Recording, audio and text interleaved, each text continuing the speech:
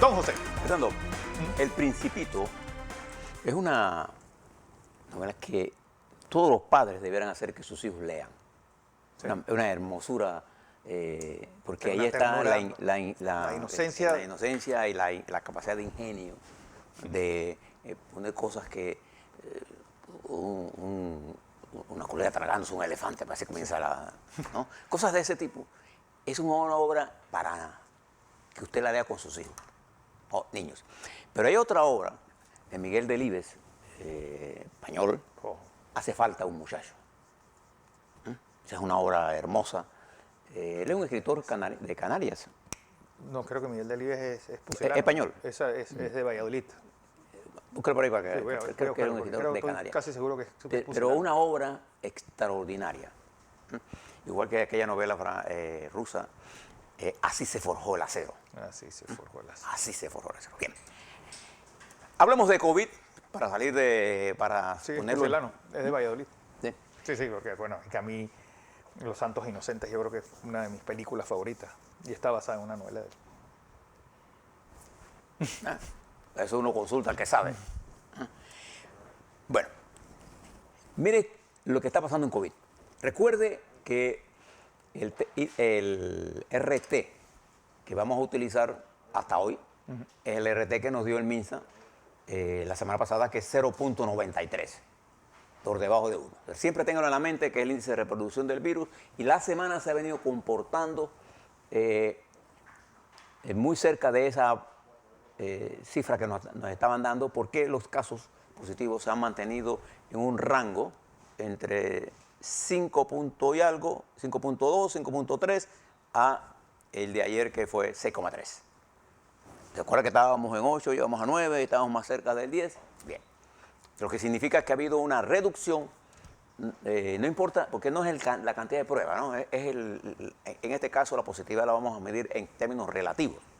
6,3, está más cerca de 5, ¿no? Que es un indicador epidemiológico que nos dice a nosotros que por debajo de ese número el virus está bajo control. Nosotros estamos el virus bajo control en algunas áreas muy importantes. Por ejemplo, fíjese que ayer nosotros reportamos 6.182 casos activos, lo que significa que vamos en caída en casos activos, cuando en otros países, aquí nuestro hermano país de Costa Rica va al alza, en Colombia va a la baja, También va pero en una baja alta. Nosotros vamos en una situación a la baja, buscando el nivel ya casi de control del virus. Eso es importante, y la diferencia. Brasil también. Ayer Costa Rica tuvo 5.289 nuevos casos. Donde sí está esto prendido en los Estados Unidos, porque la cantidad de gente no vacunada de los Estados Unidos es una población extremadamente alta. Estados Unidos debe entrar hoy en los 9 millones de casos activos. Ayer tuvo 61.799 nuevos casos.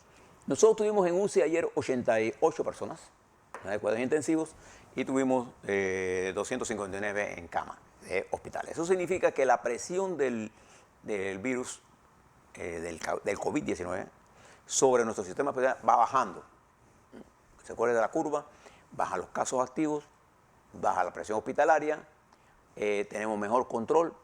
¿Y qué suma? ¿Por qué estamos en esta situación tan ventajosa cuando nuestra región no está en esa situación? Porque nosotros hemos aplicado una política de vacunación. Nosotros hemos vacunado ya más de 5 millones de personas. Hemos colocado 5 millones. No es que hemos vacunado, porque la gente dice, bueno, porque es que si no somos 5 millones, porque hay gente que se vacunó doblemente. Sí.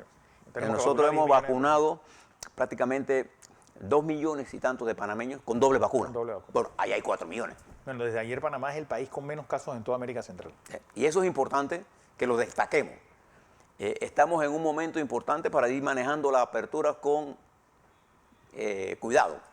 Hay que prestarle atención a estos eventos masivos. Mañana habrá un evento en México, va a jugar aquí en Panamá, y esas movilizaciones crean, no tengan la menor duda, problemas, porque el virus no ha desaparecido. Además, Delta está aquí. Sí. El virus Delta, la variante Delta del linaje del SARS-CoV-2 está en Panamá.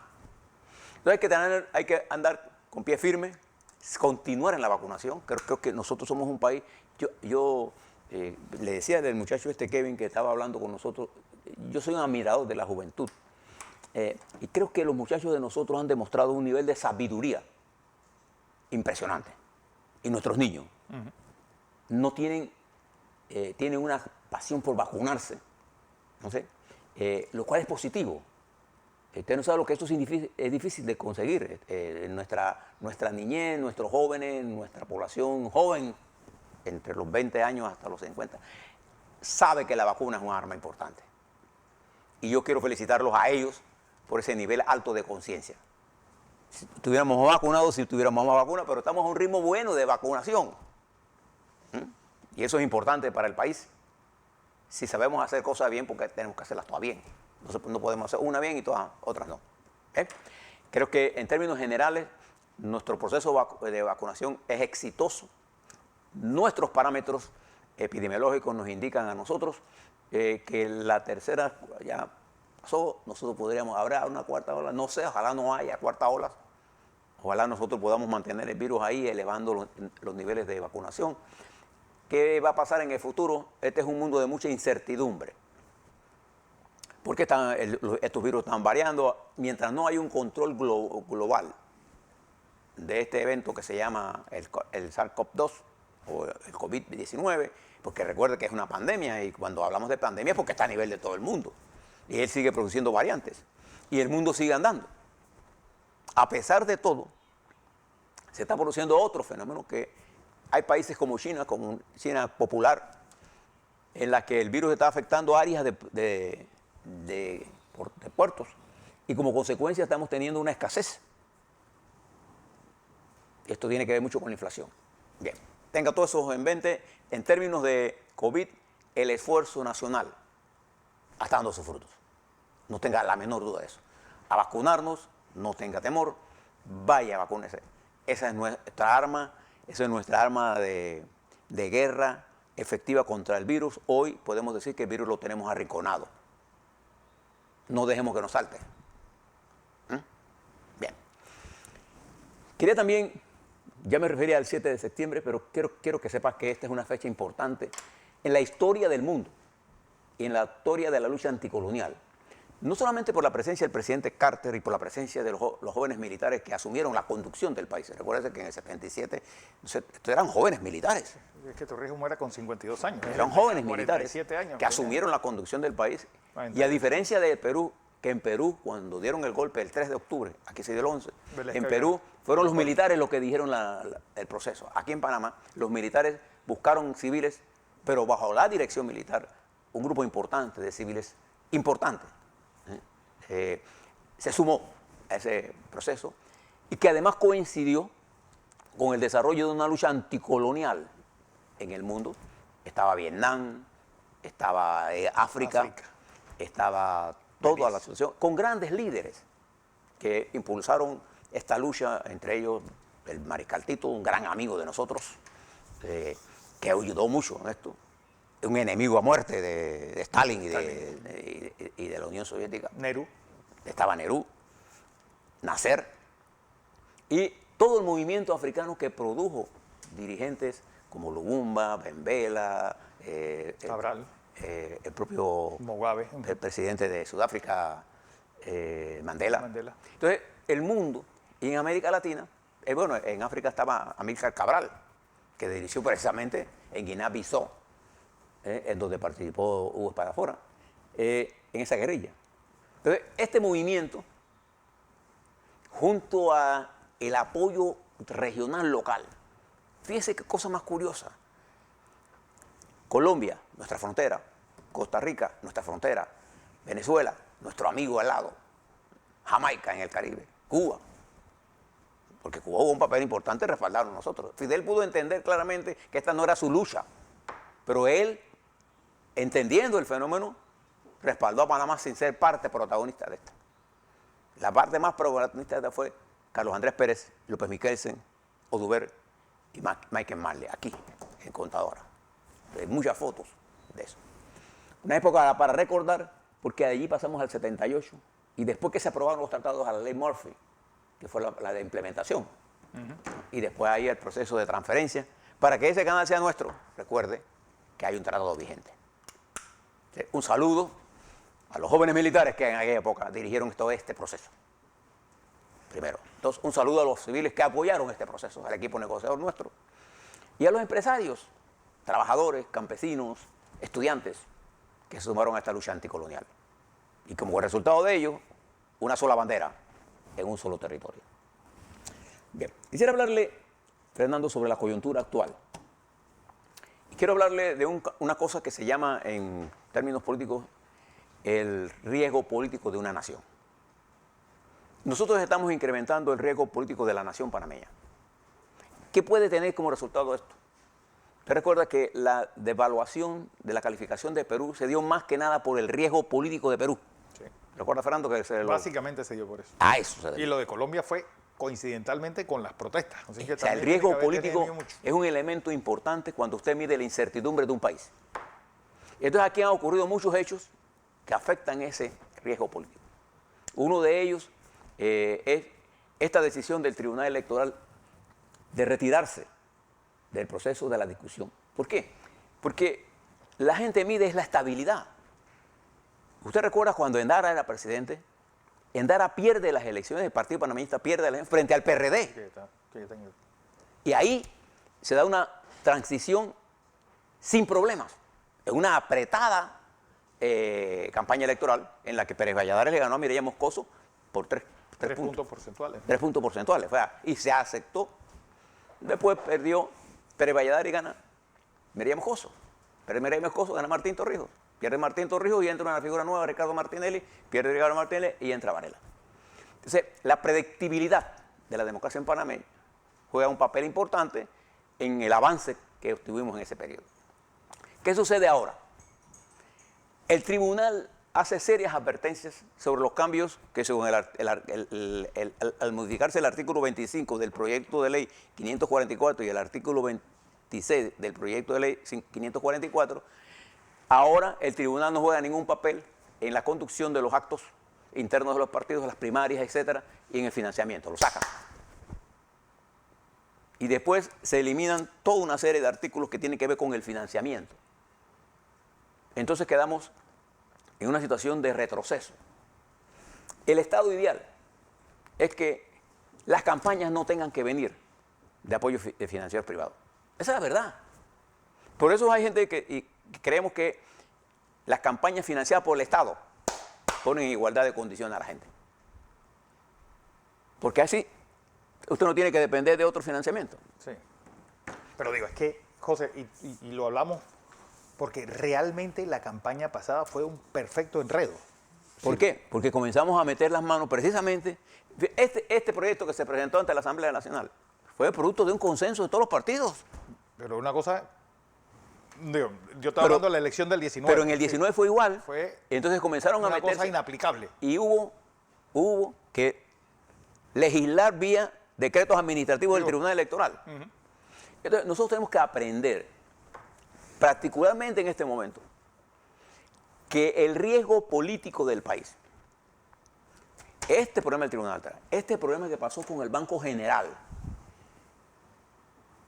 porque lo ocultemos no quiere decir que no genera riesgo, que unido al riesgo político genera riesgo general.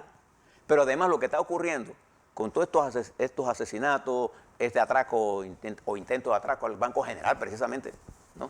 En el día de ayer, estos niveles de protestas anárquicos, porque ahora cerrar esta actitud de no querer abrir las escuelas, pues.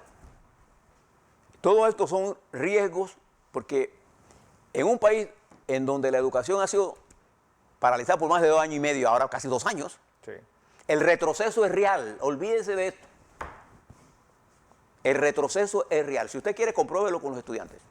Y eso que estaba diciendo Kevin esta mañana. Nosotros queremos regresar porque si no hay internet en mi escuela, ¿cómo yo me puedo asegurar de una clase de deporte? Porque él tiene que ir a la universidad. Unos van afuera, otros van aquí. La mayoría se queda aquí. Sí.